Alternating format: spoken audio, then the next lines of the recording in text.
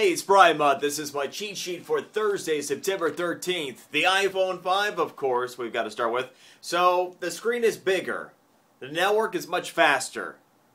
The pre-ordering, it begins tomorrow. The delivery begins a week from tomorrow.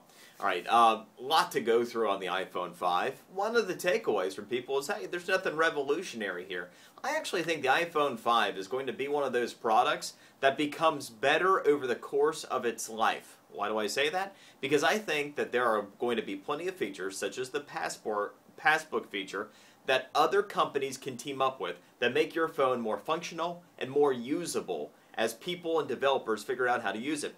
Think of it as like a video game console. When video game consoles have traditionally come out, the more popular ones, yeah, there are usually some neat games at the onset, but the games themselves actually get better over the course of time because developers of games can figure out exactly what the specs of the console are and how to make great stuff for them.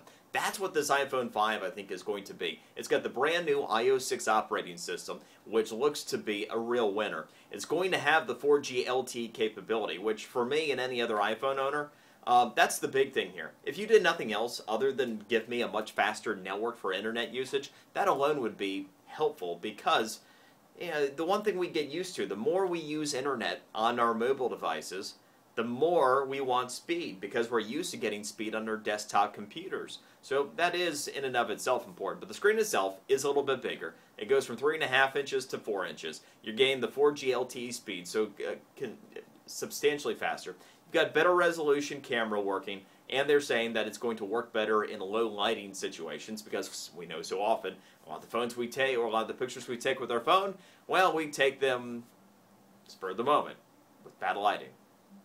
Something else. Anyway, look, I've got all the specs on a link on my physical cheat sheet, comparing it to the competition as well. The bottom line, with the same pricing there, by the way, as the predecessor, which means that it starts at $199 with a 2-year contract, and it is available at the onset with AT&T, with Verizon, and with Sprint. Those 3 networks, you'll have a choice. Is it something that's worth buying if you've already been a happy iPhone owner? I think absolutely so. I'll be pre-ordering tomorrow, which, by the way, the delivery, again, pre-order tomorrow, delivery begins a week from Friday. All right, let's go to youth unemployment, the impact it might have on you. Latest numbers. We know that the sign of the times stories are many, but none is more stark than what you see with youth. We talk about the youth unemployment rate. I mean, it's unbelievable. You take a look at the real unemployment rate among those under the age of 30, it's about 17%, 16.7. And if you take a look at the underemployment rate, it's over 30%. Just staggering numbers. The net effect of all this is, get this, 53% of all kids that are up to 24 years of age are still living at home. 53% at 24 still living at home. Now, 24, think about that. That is actually past the time that most kids have graduated from college.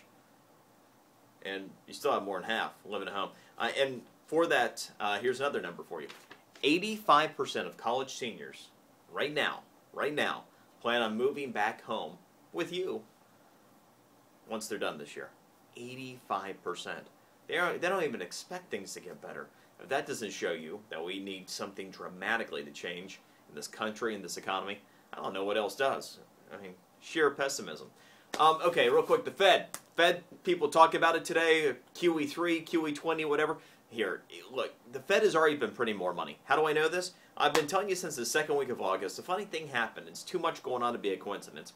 You saw gold go from about $1,550 an ounce to over $1,700 an ounce very quickly over the course of a couple of weeks in August, and it stayed above there. You've seen mortgage rates go from just about 4% down to 3.5% on a 30-year fixed. Not a coincidence. You've also seen that anything attached to commodities, not just the gold, oil, most notably, that is traded in US dollars, well, that's also become more expensive. Go back to the same time horizon in August, oil $92 a barrel, oil now $97 a barrel. And what's changed? Certainly not demand for the better. The world economy is still slowing down. Everywhere from China, we know what's going on in Europe, our economy is still decelerating.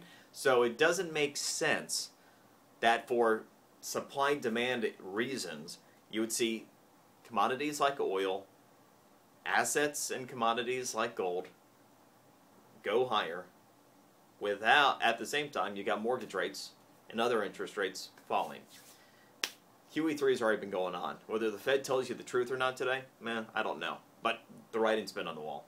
That's the cheat sheet for today. Enjoy yours. See you tomorrow.